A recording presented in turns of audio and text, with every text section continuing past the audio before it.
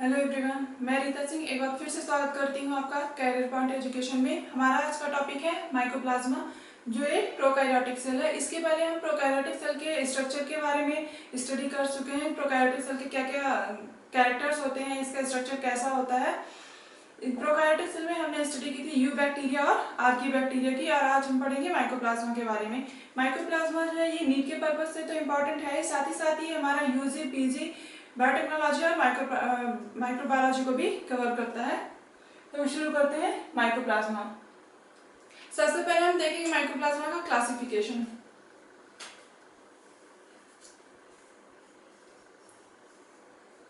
Class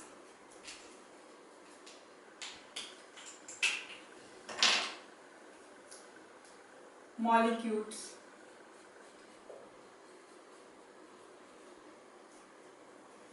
class molecules,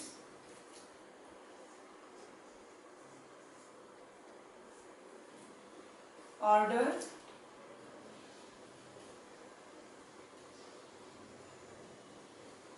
mycoplasmatales,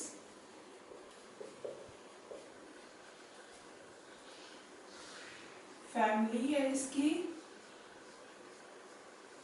माइकोप्लाज्माटेसी, माइकोप्लाज्माटेसी।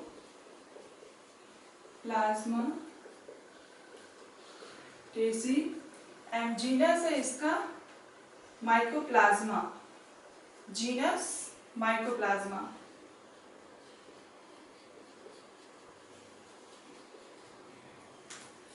Class है इसकी molecules, order है इसका माइकोप्लाज्माटेस, फैमिली है इसकी माइकोप्लाज्माटेसी एंड जीनस है इसका माइकोप्लाज्मा। अब सबसे पहले इसका इम्पोर्टेंट है जो सबसे पहले इसकी क्लास, यहाँ से क्वेश्चन पूछा जाता है कि माइकोप्लाज्मा को किस क्लास के अंतर्गत रखा गया। तो कौन सी क्लास है इसकी? क्लास है मॉलिक्यूल्स। अब मॉलिक्यूल्स का क्या मतलब होता है, इसका ये क्या कैरेक्टर होता है मॉलिक्यूल्स में? ये लैटिन वर्ड से डिराइव्ड है molecules, Molisch and Cutis. Molisch का मतलब होता है सॉफ्ट, क्यूटिस का मतलब होता है स्किन। यानी कि मॉलिक्यूल्स क्लास के अंतर्गत जो माइक्रो ऑर्गेनिजम्स आएंगे उनका क्या कैरेक्टर होगा? उनकी स्किन सॉफ्ट होगी। स्किन सॉफ्ट होगी मतलब इनमें क्या है? Absence of cell wall. इनमें सेल वॉल क्या होगी? एब्सेंट होगी। ठीक। इसका एक और कैरेक्टर है, माइकोप्लाज्मा को जब आर्टिफिशियली इसका कल्चर कराया जाता है तो इसके लिए सबसे ज्यादा स्टीरॉल की जरूरत होती है, स्टीरॉल की रिक्वायरमेंट होती है माइकोप्लाज्मा के कल्चर के लिए। तो ये भी एक इम्पॉर्टेंट है कि माइकोप्लाज्मा के कल्चर के लिए किसकी जरूरत होती है? स्टीरॉल की जरूरत होती है या स्टीरॉल की रिक्वायरमेंट होती है। इसका ऑर्डर है माइकोप्लाज्माटेल्स, फैमिली है माइकोप्लाज्माटेसी एंड जीनस है इसका माइकोप्लाज्मा। अब हम देखते हैं इसकी हिस्ट्री।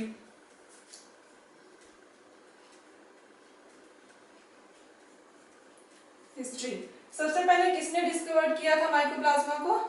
माइकोप्लाज्मा को सबसे पहले डिस्कवर किया था इनोकार्ड एंड आर रॉक्स ने।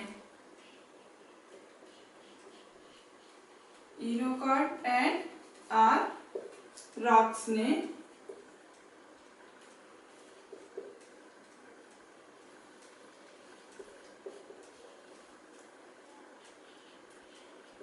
माइकोप्लाज्मा को किसने डिस्कवर किया था? इनोकार्ड एंड आर रॉक्स ने सबसे पहले डिस्कवर किया था किसको? माइकोप्लाज्मा को। ओके। इन्होंने माइकोप्लाज्मा को डिस्कवर किससे किया था, किससे आइसोलेट किया था? इन्होंने एनिमल्स जो थे उनके प्लूरल फ्लूइड से, यानी कि जो एनिमल प्लूरोनिमोनिया से सफर कर रहे थे तो उनके प्लूरल फ्लूइड से इन्होंने आइसोलेट किया था माइकोप्लाज्मा को, उसकी खोज की थी।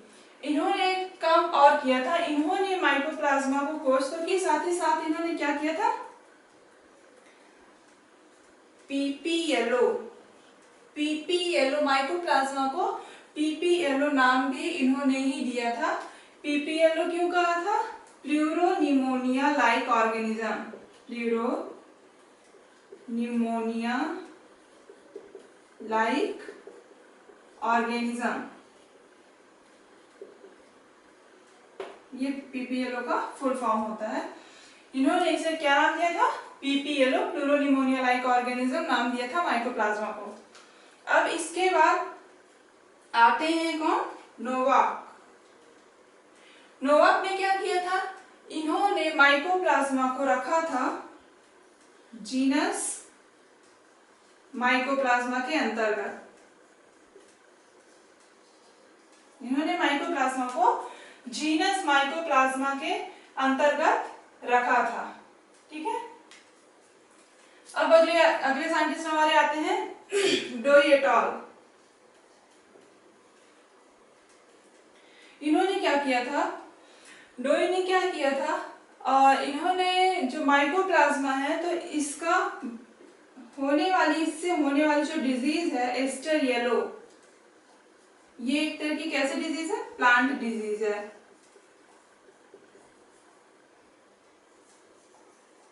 एस्टर येलो कैसे डिजीज है? प्लांट डिजीज है। इन्होंने डोई एट अल ने क्या किया था? एस्टर येलो प्लांट डिजीज के बारे में बताया था और इन्होंने क्या किया था? इसे MLO माइकोप्लाज्मा लाइक ऑर्गेनिज्म नाम दिया था।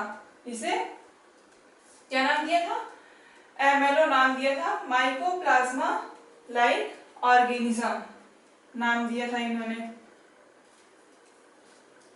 अब हम आगे बात करेंगे इसके स्ट्रक्चर के बारे में।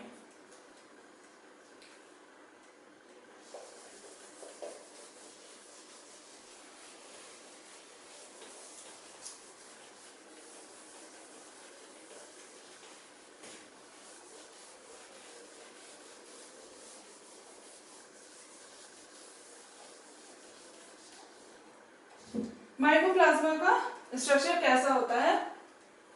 माइकोप्लाज्मा सेल्स जो होती है वो कैसी होती है? स्मॉलेस्ट सेल होती है। ये कैसी होती है? स्मॉलेस्ट सेल होती है। इन्हें सिंपलेस्ट प्रोकैरियोटिक सेल भी कहा जाता है।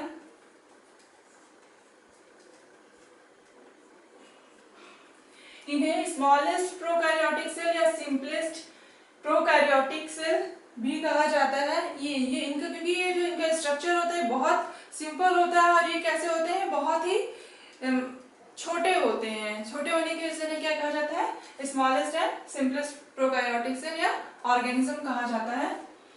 इनका जो स्ट्रक्चर होता है ये होता है 0.1 से लेके 0.3 माइक्रोमीटर तक। इनका ये साइज होता है 0.1 से 0.3 माइक्रोमीटर तक होता है। इनका जो साइज होता है ये इतना छोटा होता है, इतने ज्यादा ही छोटे होते हैं कि इन्हें जो नॉर्मल बैक्टीरियल सेल को फिल्टर करने के लिए जो हम फिल्टर का यूज करते हैं तो ये उससे फिल्टर नहीं हो पाते हैं। ये इनके लिए काम नहीं करता है क्योंकि इनका जो साइज होता है नॉर्मल बैक्टीरियल सेल से भी बहुत ज्यादा छोटा होता है, इसलिए इन्हें स्मॉलेस्ट प्रोकैरियोटिक सेल कहा जाता है। साइज इनका 0.1 to 0.3 माइक्रोमीटर होता है। ये रहा माइकोप्लाज्मा सेल का स्ट्रक्चर, एक बार देख लेते हैं। इनका जो ये सेल मेम्ब्रेन है ये किसकी बनी होती है? इनकी सेल मेम्ब्रेन भी किसकी बनी होती है? लिपोप्रोटीन की बनी होती है। इनमें क्या होता है? सेल वॉल एब्सेंट होती है। सेल वॉल एब्सेंट होती है।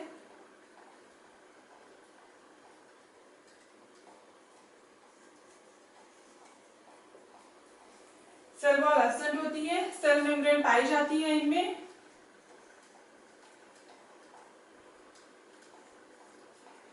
सेल मेम्ब्रेन पाई जाती है, लेकिन इनकी जो सेल मेम्ब्रेन होती है कैसी होती है? ये 3 लेयर पाई जाती है। इनकी सेल मेम्ब्रेन में बनी है लिपिड और प्रोटीन की ही होती है। लिपिड प्लस प्रोटीन, यानी कि ये लिपोप्रोटीन की ही बनी होती है। इनमें क्या होता है? 3 लेयर पाई जाती है। 3 लेयर पाई जाती है। साथ ही साथ इनमें क्या होता है, लिपिड कंटेंट जो होता है, लिपिड जो होता है हायर होता है। लिपिड कंटेंट जो होता है वो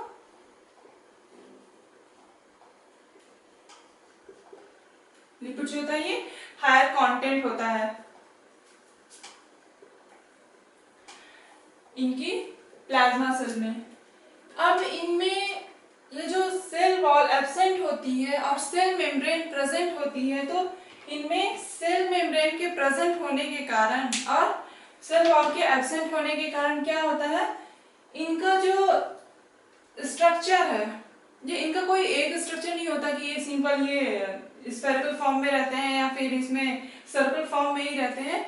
इनमें सेल वॉल एब्सेंट होती है। सेल वॉल एब्सेंट होने की वजह से इनका शेप कई तरह से हो सकता है। इनका शेप ऐसे राउंड भी हो सकता है, ऐसे भी हो सकता है, ऐसे ऐसे किसी भी तरह से हो सकता है। ये अपना शेप जो है ये चेंज कर सकते हैं, चेंज करते रहते हैं। ये किसी भी शेप में हो सकता है। इनका कोई डेफिनिट यानी कि निश्चित शेप नहीं होता है। और ऐसा ये क्यों करते हैं, और ये जो शेप चेंज करने का है, इनका जो शेप चेंज होता है, इसको बोलते हैं प्लियोमॉर्फिज्म। ठीक, प्लियोमॉर्फिज्म या ये प्लियोमॉर्फिक होते हैं ये माइकोप्लाज्मा, यानी कि अपना शेप ये टाइम टू टाइम चेंज करते रहते हैं। इनका कोई डेफिनिट शेप नहीं होता है, इसकी वजह से प्लियोमॉर्फिज्म शो करते हैं। और ये प्लियोमॉर्फिज्म शो करते हैं क्योंकि इनमें सेल वॉल क्या होती है, एब्सेंट होती है। और इनका ये जो कैरेक्टर है बार बार शेप चेंज करने का, इसकी वजह से इन्हें क्या कहा जाता है, जोकर ऑफ माइक्रोबायोलॉजी।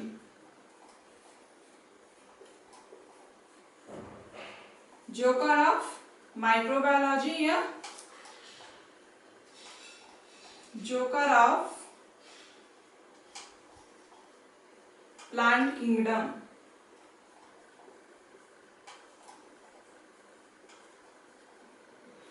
इन्हें क्या कहा जाता है, जोकर ऑफ माइक्रोबायोलॉजी या जोकर ऑफ प्लांट किंगडम कहा जाता है, क्योंकि इनमें सेल वॉल एब्सेंट होती है। सेल वॉल एब्सेंट होने की वजह से ये बार बार अपना शेप चेंज करते हैं, यानी कि क्या करते हैं, प्लियोमॉर्फिज्म शो करते हैं।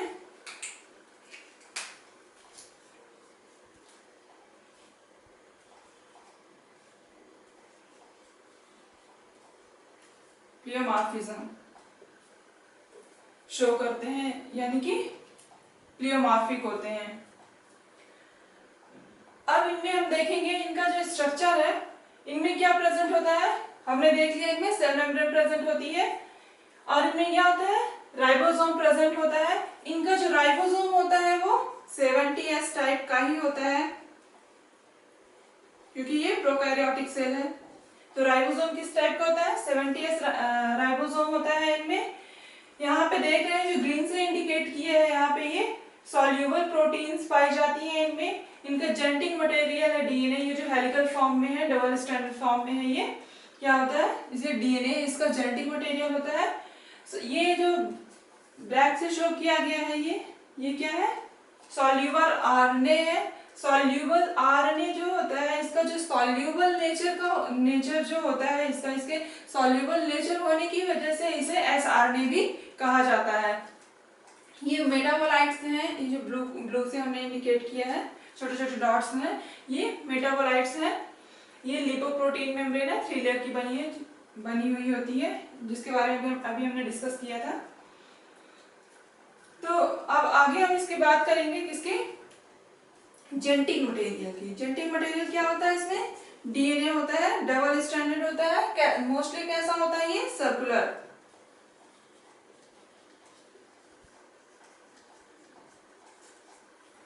और इनमें क्या पाया जाता है, आरएनए। आरएनए भी इनका क्या होता है, जेनेटिक मटेरियल होता है। आरएनए इनमें कैसा होता है, सिंगल स्ट्रैंडेड। आरएनए कैसा होता है, इनमें सिंगल स्ट्रैंडेड होता है आरएनए। अब हम बात करेंगे किसकी, ये तो हो गया इसका स्ट्रक्चर माइकोप्लाज्मा का। इनके स्ट्रक्चर में क्या क्या आता है इसके बारे में हमने डिस्कस किया। अब हम आगे देखेंगे इनमें एक और इनका जो इम्पोर्टेंट कैरेक्टर है वो क्या है, क्योंकि ये प्रोकैरियोटिक सेल है, तो प्रोकार्योटिक सेल का जनरली जो एक कैरेक्टर होता है, ये क्या करेंगे, इनमें भी न्यूक्लियस नहीं पाया जाता है, ठीक, इनमें भी न्यूक्लियस नहीं पाया जाएगा।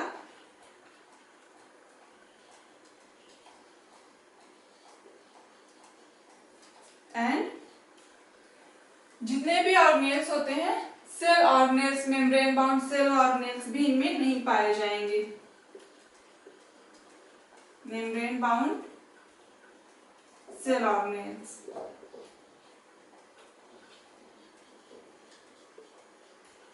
ओके, इनमें lack of nucleus and membrane bound cell organelles, इनमें कहीं भी आपको जैसे इंडोप्लाज्मिक रेटिकुलम हो गया, गोल्गी कॉम्प्लेक्स हो गया, माइटोकॉन्ड्रिया हो गया, ये सब आपको इनके स्ट्रक्चर में कहीं भी नहीं दिख रहा है, यानी कि इनके अंदर सेल ऑर्गेनेल्स नहीं पाए जाते हैं और मेम्ब्रेन बाउंड न्यूक्लियस जो होता है ये भी एब्सेंट होता है। इनका जो जेनेटिक मटेरियल होता है ये साइटोप्लाज्म में ही बिखरा हुआ पाया जाता है। जो डीएनए आप देख रहे हैं ये कहाँ पे है, साइटोप्लाज्म में ही पाया जाएगा, ये स्पेसिफिक न्यूक्लियस के अंदर नहीं बाउंड रहता है। ओके, अब अगला आएगा हमारा mode of nutrition.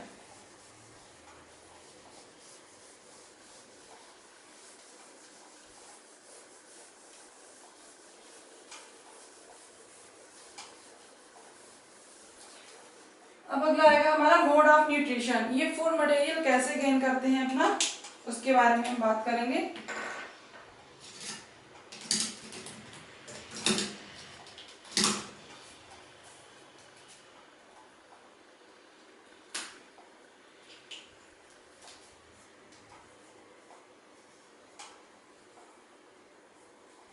Mode of nutrition, इनका मोड ऑफ न्यूट्रिशन यानी कि अपना फूड मटेरियल अपना न्यूट्रिशन कैसे गेन करते हैं। जनरली जो इनका मोड ऑफ न्यूट्रिशन होता है, ये जो अपना फूड मटेरियल है, जो ऑस्मोसिस के थ्रू ये क्या करते हैं, अपना फूड मटेरियल जो रहता है, न्यूट्रिएंट्स जो रहता है, अपने न्यूट्रिएंट्स को ये एब्जॉर्ब कर लेते हैं। तो माइकोप्लाज्मा ये कैसे करते हैं, ये ऑस्मोसिस के थ्रू क्या करते हैं, अपना फूड मटेरियल ये एब्जॉर्ब कर लेते हैं। यानी कि इनका नेचर कैसा होता है, ये ऑस्मोट्रॉफिक होते हैं, ये ऑस्मोट्रॉफिक होते हैं।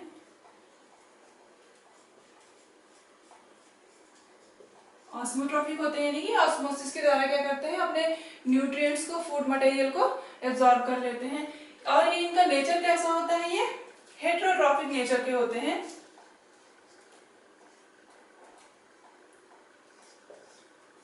हेटेरोट्रॉफिक, हेटेरोट्रॉफिक यानी कि ये सेप्रोफाइट भी होते हैं, सेप्रोफाइट एंड पैरासाइट।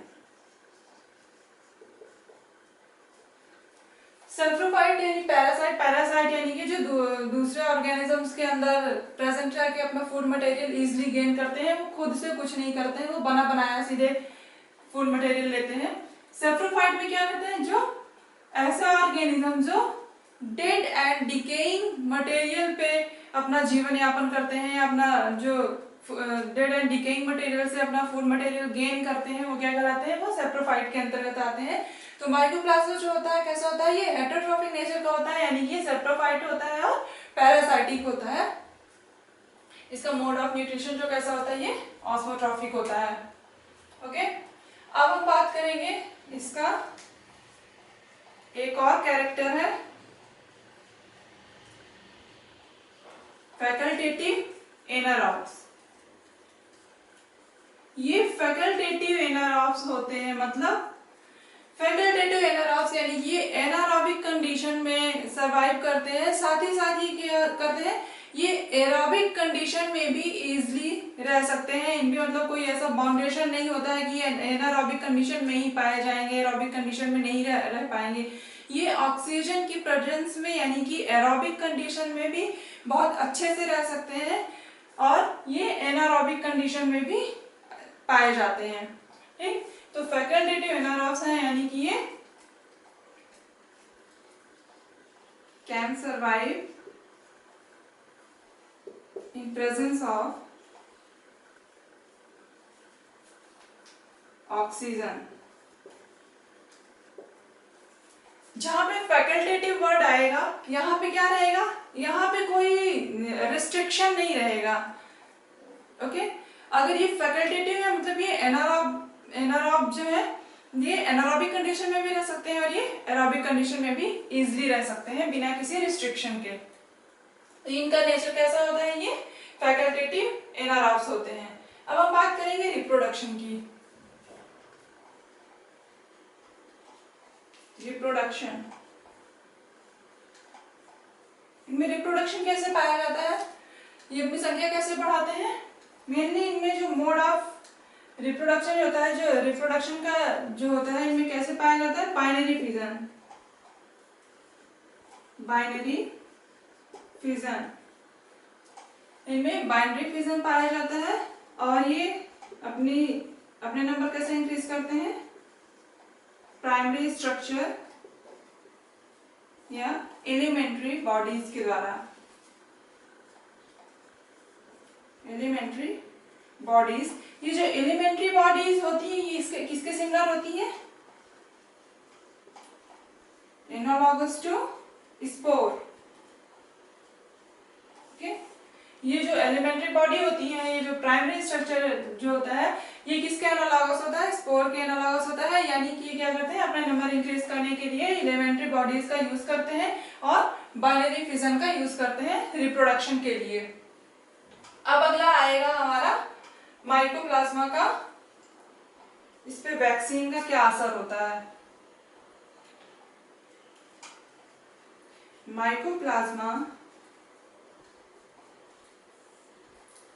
अभी देखिए जब इसका स्ट्रक्चर हमने डिस्कस किया था तो हमने क्या बताया था, इनमें क्या होता है, सीधे क्या पाई जाती है, सेल मेम्ब्रेन पाई जाती है जो 3 लेयर की बनी होती है। इनमें सेल वॉल क्या होता है, एब्सेंट होता है। सेल वॉल एब्सेंट होता है यानी कि ये जो होगा इस पे पेनिसिलिन का नाम तो सभी ने सुना होगा। पेनिसिलिन जो होती है इस पे पेनिसिलिन का कोई असर नहीं होता है।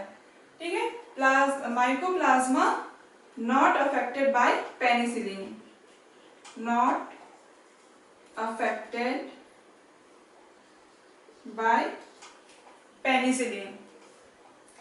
पेनिसिलिन से क्या होता है, ये इस पे कोई असर नहीं पड़ता है क्योंकि जो पेनिसिलिन होता है वो कैसा होता है, ये सेल वॉल इनहिबिटर होता है और सेल वॉल तो इनमें प्रेजेंट होती ही नहीं है। तो इसलिए क्या होता है, इस पे पेनिसिलिन का जो कि क्या होती है, एक एंटीबायोटिक होती है, इस पे कोई असर नहीं होता है पेनिसिलिन का। ठीक है, यहाँ पे इसका पेनिसिलिन का कोई असर नहीं होता है क्योंकि पेनिसिलिन क्या होता है, ये सेल वॉल इनहिबिटर होता है, सेल वॉल इनहिबिटर। अब इस पे इफेक्ट किसका पड़ता है माइकोप्लाज्मा पे, इस पे टेट्रासाइक्लिन का और किसका, क्लोरमफेनिकोल का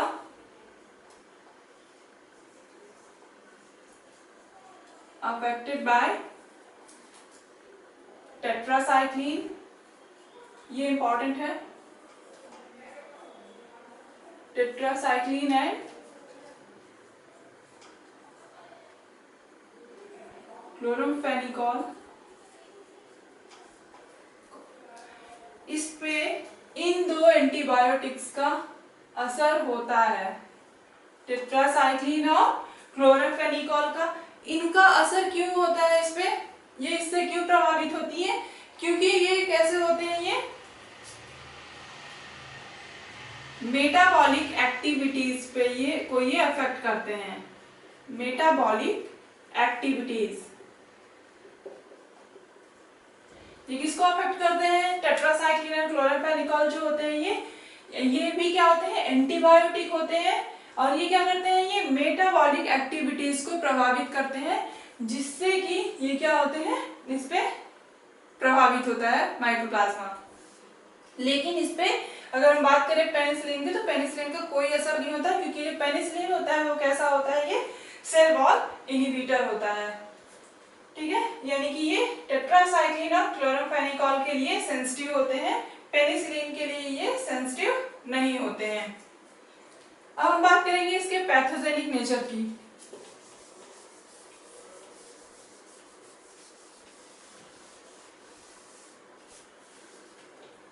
माइकोप्लाज्मा जो होता है ये पैथोजेनिक होता है, यानी कि डिजीज कॉज करता है। पैथोजेनिक, पैथोजेनिक मतलब ऐसे ऑर्गेनिज्म जो डिजीज कॉज करते हैं उन्हें पैथोजेनिक कहते हैं। पैथोजेनिक होता है ये किनमें डिजीज कॉज करता है? ये प्लांट एंड एनिमल, प्लांट्स में भी कॉज करता है और एनिमल्स में भी कॉज करता है। एनिमल्स में जो जनरली क्या कॉज करता है? निमोनिया, निमोनिया कॉज करता है। प्लांट्स में भी ये कई सारे डिजीज कॉज करता है, अलग अलग प्लांट्स में अलग अलग तरह के डिजीज कॉज करता है। आगे हम बात कर रहे हैं प्लांट डिजीज के बारे में।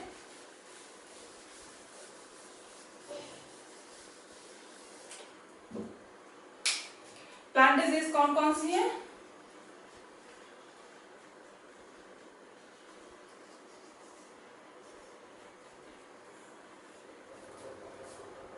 प्लांट डिजीज जैसे aster yellow of sunflower, aster yellow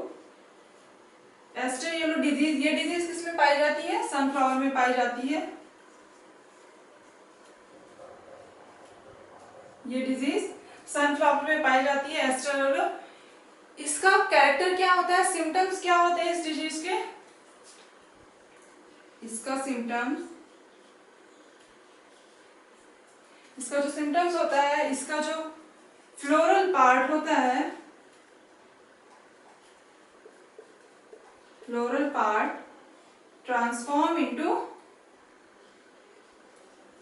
leaf tissue, transform into leaf tissue. Aster yellow जो ये डिजीज होती है सनफ्लावर में, यानी कि जो सूर्यमुखी का फूल होता है उसमें पाया जाता है। इसका सिम्टम्स क्या होता है? इसका सिम्टम्स होता है इसका जो फ्लोरल पार्ट होता है वो ट्रांसफॉर्म हो जाता है किसमें? लीफ टिश्यू में ट्रांसफॉर्म हो जाता है, लीफ टिश्यू में कन्वर्ट हो जाता है, यानी कि जो उसमें उसके फ्लोरल पार्ट में लीफ जैसे टिश्यू बन जाते हैं। ये हो गया सनफ्लावर का। अगला है हमारा little leaf of brinjal.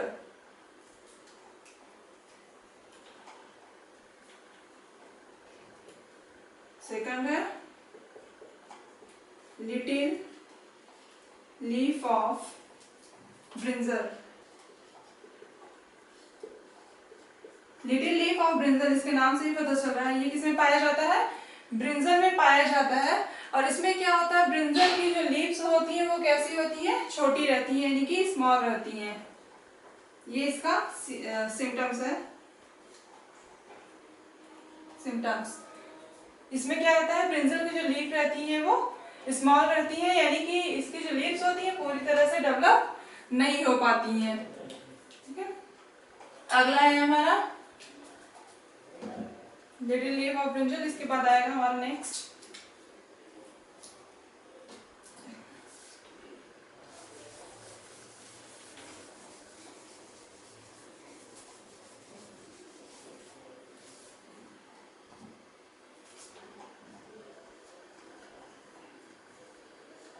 Bunchy top of papaya.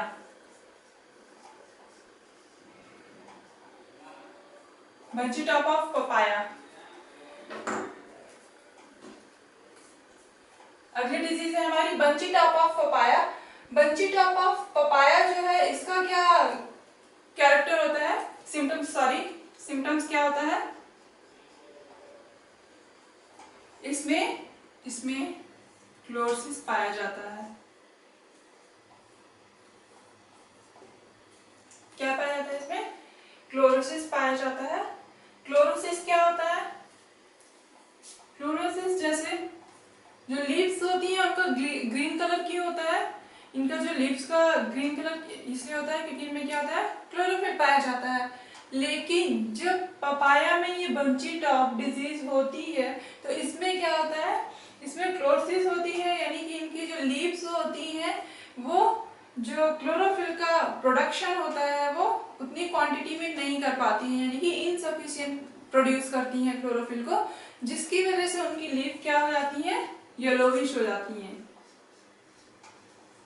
ठीक, यानी कि येलो कलर की हो जाती है। और क्या होता है, इनकी लीफ जो यंग लीव्स होती हैं उनका साइज भी कैसा रहता है, स्मॉल, यानी कि इनकी बंची टॉप ऑफ जो पपाया डिजीज होती है उससे क्या होता है, इनकी यंग लीफ क्या रहती है, छोटी रह जाती है, यानी कि ये पूरी तरह से डेवलप नहीं हो पाती है। साथ ही साथ ये क्या रहती है, इनमें क्लोरोसिस की वजह से ये क्या होती है, ये येलो कलर की हो जाती है या येलोविश कलर शो करती हैं। तो ये हो गया माइकोप्लाज्मा से होने वाली डिजीज हो गई। अब हम एक और इम्पोर्टेंट चीज के बारे में बात करते हैं। माइकोप्लाज्मा जो होता है, जनरली हम देखते हैं जितने भी बैक्टीरिया होते हैं, अभी जो हमने लास्ट क्लास में डिस्कस किया था क्लासिफिकेशन में, gram positive bacteria and gram negative bacteria के बारे में, हम उन्हें कैसे अलग अलग क्लासिफाई करते हैं ग्राम स्टेनिंग के आधार पे। तो ये जो माइकोप्लाज्मा जो होता है, इनमें क्या होता है, इन्हें ग्राम स्टेनिंग के आधार पे हम इन्हें लाइट माइक्रोस्कोप में इन्हें विजुअलाइज नहीं कर सकते। ये विजुअलाइज नहीं होते हैं लाइट माइक्रोस्कोप में। क्यों नहीं होते, क्योंकि जो स्टेनिंग में क्या होता है, उसमें किसका रोल होता है, सेल वॉल का। सेल वॉल क्या करती है, कलर को रिटेन करके रखता है। लेकिन इनमें क्या होता है, सेल वॉल प्रेजेंट ही नहीं होती है, सेल वॉल क्या होती है, एब्सेंट होती है। और सेल वॉल एब्सेंट होने की वजह से माइकोप्लाज्मा क्या करते हैं, नहीं मतलब टेकअप नहीं कर पाते हैं जो उसमें स्टेनिंग के जो लिए कलर यूज होते हैं या स्टेन जो यूज होते हैं, डाई यूज होती है, वो उसको ये टेकअप नहीं कर पाते हैं और ये क्या करते हैं, माइक्रोस्कोप में, लाइट माइक्रोस्कोप में ये विजुअलाइज नहीं हो पाते। ठीक है, और इनका साइज, इसके बारे में तो बता ही दिया कि इनका साइज क्या होता है, बहुत छोटा होता है, जिससे ये क्या करते हैं, इनके लिए बैक्टीरियल फिल्टर भी काम नहीं करता है, वो इस फिल्टर से क्या करते हैं, पास करके निकल जाते हैं। ओके, ये हमारा रहा आज का टॉपिक माइकोप्लाज्मा। टॉपिक से रिलेटेड कोई भी प्रॉब्लम हो तो आप हमें कमेंट सेक्शन में कमेंट करके बता सकते हैं। साथ ही साथ प्लीज हमारे वीडियोस को लाइक कीजिए, चैनल को सब्सक्राइब कीजिए, ताकि हमारे आने वाले वीडियोस की लेटेस्ट अपडेट आपको मिलती रहे। Thank you.